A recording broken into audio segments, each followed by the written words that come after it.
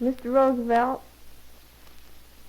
you can't realize how I'm enjoying having this opportunity to talk to you. The man who's recording this record here says that you're going to hear this, and he said that I could talk about anything I wanted to talk about. I know, and you know, and I guess everybody else knows, the thing that we're thinking about most now is this war. And the reason I suppose I'm thinking about it so much is because I got a brother who's in the Army. I'm living with my mother. She's a widow, and that's the only brother I have. And when he left here, he was mighty glad to get in the Army. I don't know whether he's so glad to be there now, though, from all the letters I've been getting from him. Now, mind you, I don't mean that he's against our country or anything like that, but he's not so satisfied with the treatment that he's getting up there. He thinks that it could be just a little better. I know that he thinks that you and Ms. Roosevelt have the interest of all the people in this country at heart, that you think everybody should be treated fairly and equally. But I just don't see, and he doesn't see either, why some of those ideas that you stand so staunchly for ought not be carried out down here. He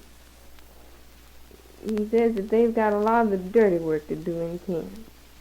Not that they mind working, but it's that nobody else has to do it but just some Negro soldiers. They won't give them guns because they're afraid that they might start a race riot. And I know my brother wouldn't have any such idea as that, because he's always been a law-abiding and a good citizen where we live.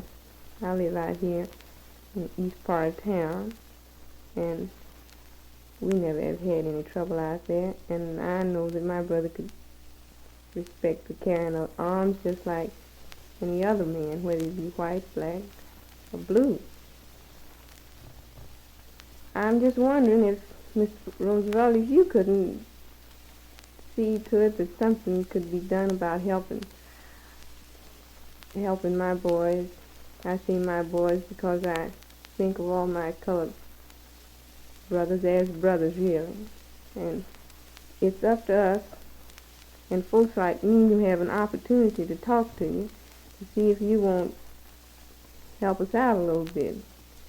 I know you must get 1 million appeals every day of just this kind, but I want you to know that this is coming from the heart, and I really mean it, and that something ought to be done about it, because I'd hate to have our people keep on thinking that they don't have an active part in this war because their soldiers are getting treated so badly in some of the camps.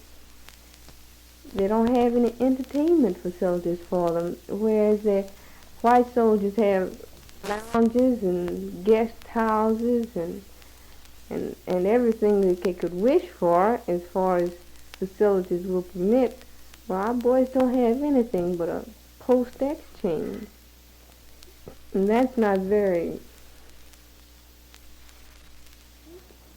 good for entertainment, and that's all you have to do.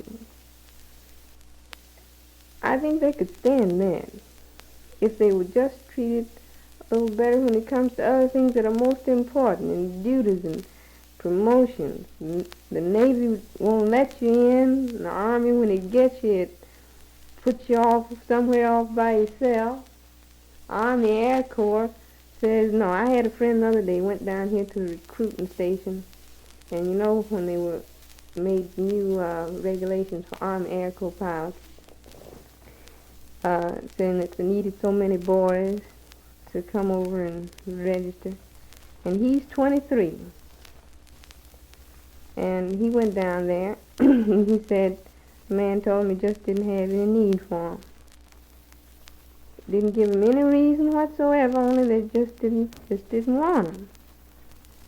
And that's the way it's been over in San Antonio and here too. It's just the same way. They just don't just don't want them in the Army Air Corps. And had two other fellows who, one's 18, one's 19, Bob Long and his brother. They went down there, and they didn't even get in, let alone get in the Air Corps. They didn't even get an audience. Well, I think that's pretty bad when the situation gets like that, and I feel like they want to help this country because they really want to belong as a real citizen, not as a part citizen. Those fellows are good boys, just as good as gold, good as you find anywhere. They don't want to see a Japanese or a German victory.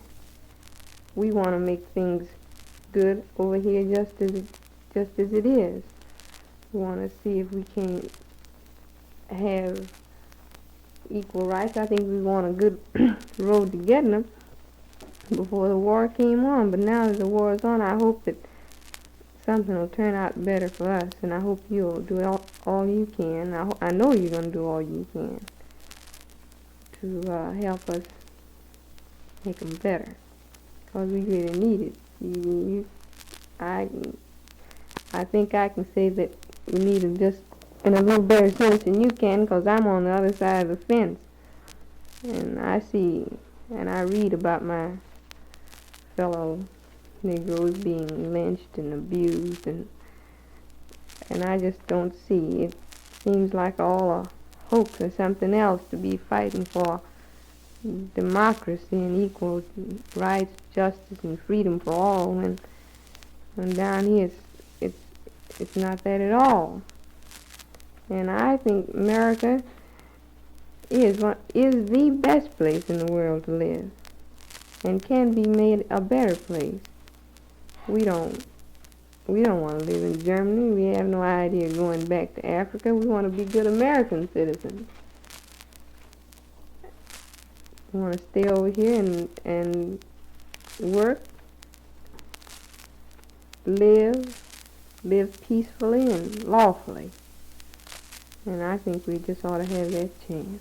I know you think so too, because I've seen write-ups in the papers about what you and Ms. Roosevelt thought about everything.